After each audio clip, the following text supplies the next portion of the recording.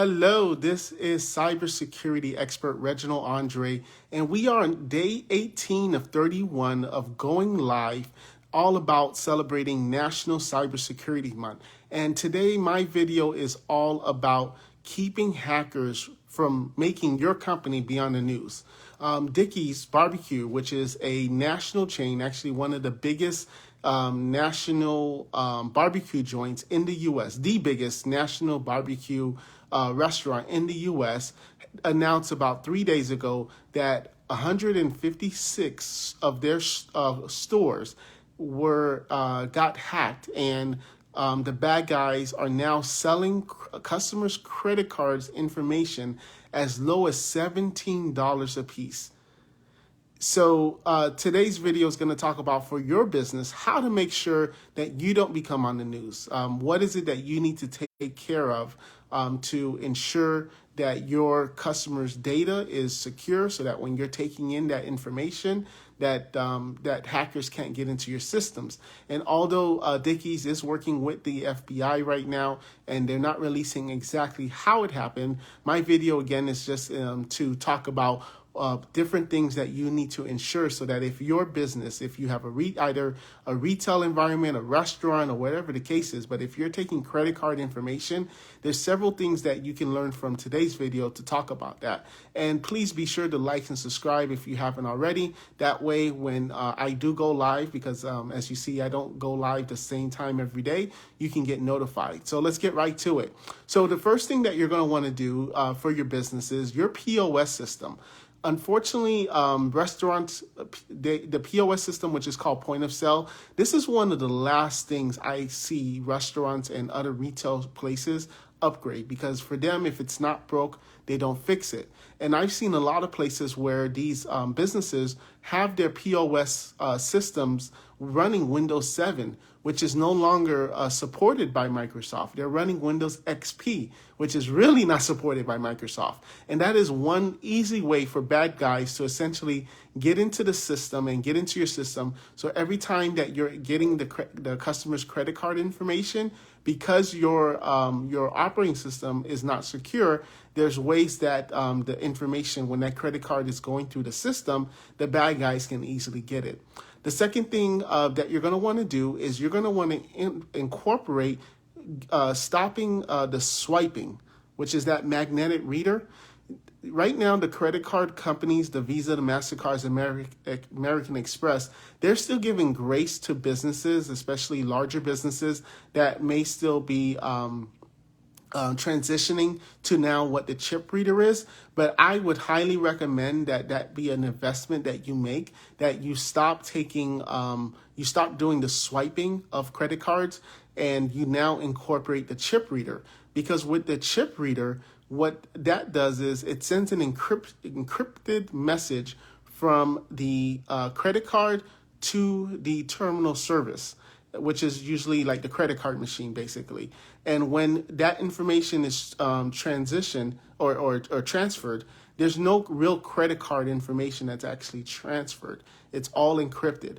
So definitely you want to incorporate that. And also, if you have your business should now start to take Apple Pay, which is another very secure way of taking transactions, to make sure that you're not getting the customer's credit card number.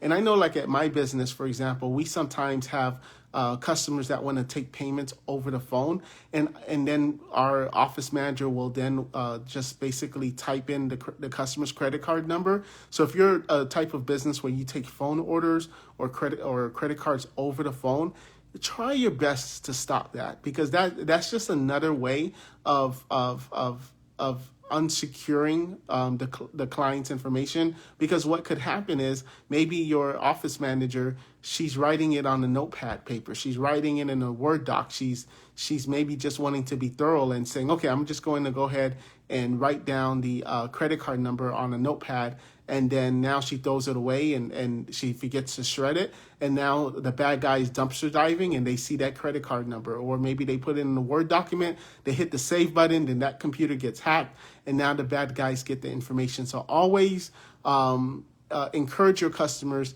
to go on your website, to go on the QuickBooks website or your merchant website to make the payment.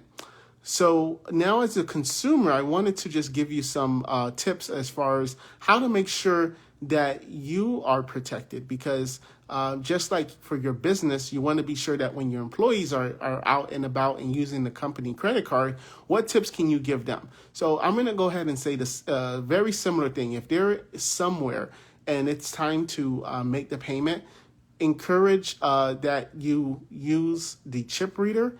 Encourage that they use the smart app and not doing the swipe. A lot of times you'll see restaurants where the waiter will actually want to take the card and take it to the back. Now, a lot of times these waiters are not like, trying to like, oh, I'm going to take this customer's credit card and write it down or take a picture. That's usually not the case, but that has happened. So you want to always keep control of the card. So that way, if there is something fishy that's happening within that establishment, it's just one less way to make sure that your card is not hacked. Also, you definitely never want to email anybody your credit card number, even if it's legit. We're joining a few business networking events. So we're going to be doing a lot of networking events, and one of the local chambers, wanted me to fill out a form, put my credit card number in there, scan it and email them back to them unsecure. And I told them, no way am I going to just give my credit card number on a sheet of paper, and I don't know how secure your systems are. You're not even asking me to send this encrypted. So I told them no, and I asked them for a different way of paying. So you want to make it a policy within your organization that you do not email, you do not text message any credit card information, because if someone loses their phone and now the bad guys are scoring through that phone, they're going to see that credit card number, right? So there's that's really the main things of how to make sure that you don't show up on the news because you got a data breach. Hopefully Dickey's will be open and let us know exactly how it happened, and then that way we can now educate you back and let you know, hey, maybe they had a patch that wasn't done or whatever the case is. But unfortunately, it usually takes anywhere from 6 to 9 months for these investigations to come through. And being that they're not a public company in the sense of, they're not a government entity, they don't really have to tell you. They just have to kind of notify the consumers that there was a breach.